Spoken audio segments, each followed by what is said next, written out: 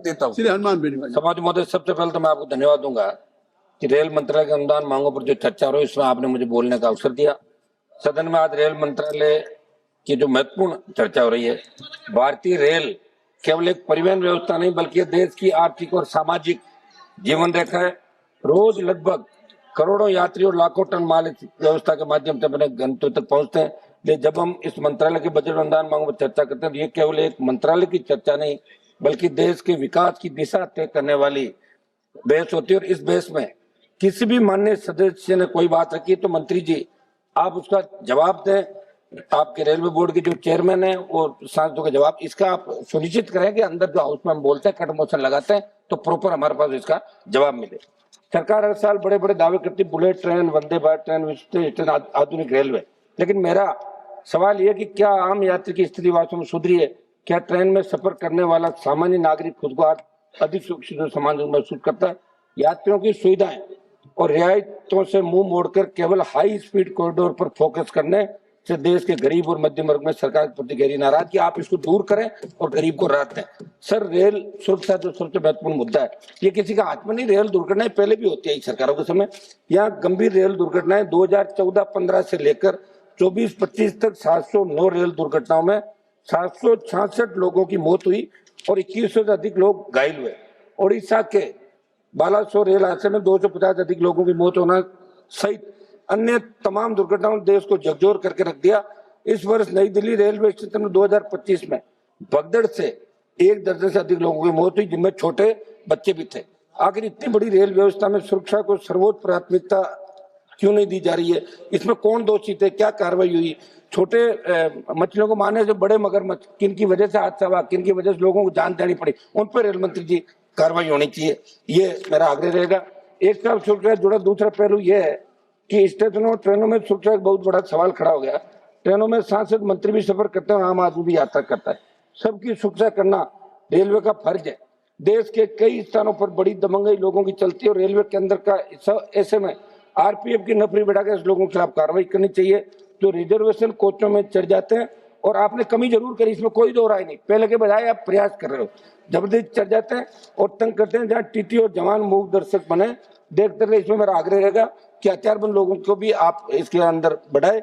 एक हादसा हुआ था साहब, मैं उदाहरण दूंगा, राजस्थान के बीकानेर के अंदर अभी पिछले साल जिगर चौधरी जिसने कोच अटेंडेंट से कंबल मांगा था, उसमें उसकी चाकू मार के हत्या कर दी। गुजरात लौट रहे थे, अपने सेना के जवान थे।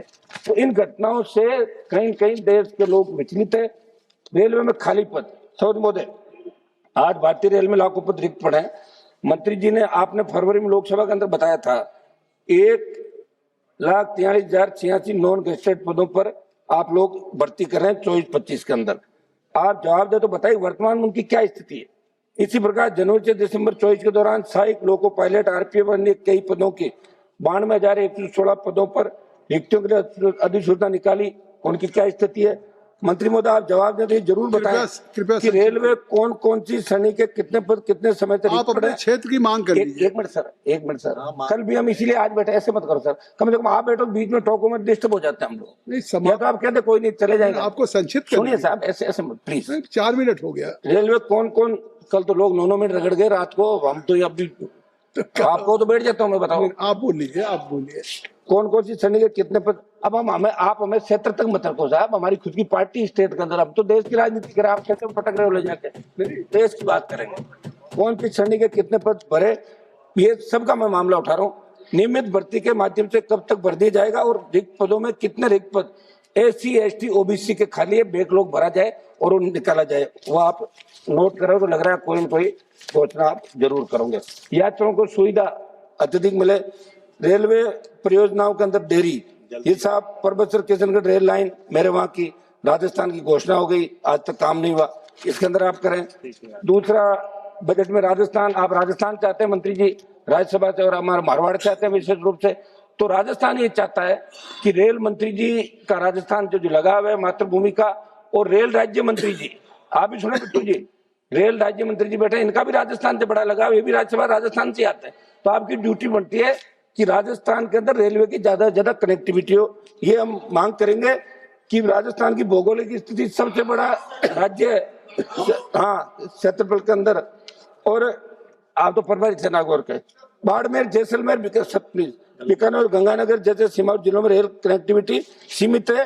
नागौर से फलोदी तक रेल लाइन की परियोजना क्या प्रगति, आप जवाब दे तो ये जरूर बताएं। बुजुर्गों के अंदर की सीनियर सिटीजन, उनका सम्मान किया जाए, उनको क्या हम कर सकते हैं? टिकटों में वरिष्ठ नागरिकों को और महिलाओं को रियायत दी जाए। मंत्री जी, ये एक मिनट सर, मैं मंत्री जी से मिला था, मंत्री जी ने मेरे डेलीगेशन को टाइम दिया। एक मामला था 8 अगस्त 2025 को नागौर जिले के किसान प्रतिनिधियों के साथ रेल भवन में मुलाकात की।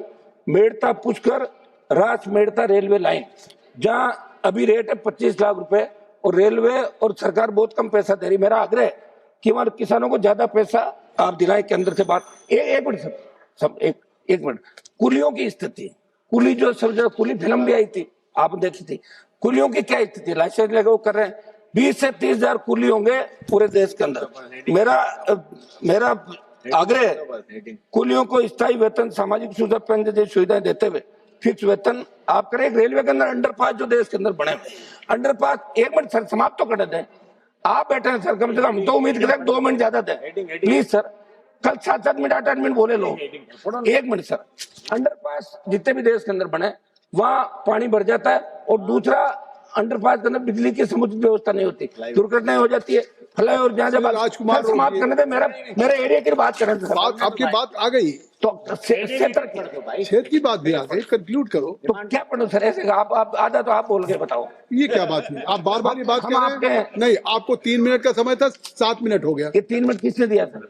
कल 8-8 मिनट बोले लोग। सबको आज 3 मिनट मैंने कहा, चेयर से दे रहा हूँ, और कौन देगा? चेयर नहीं से सर, चाहे लेकिन कोई ये तो ऐसे बड़ी अन्याय मत करो सर। नहीं, माननीय सभापति महोदय, अब आप आज ये मेरा 3 मिनट आपने ले लिया। सभापति महोदय, इलाके की बात कर दूं मैं?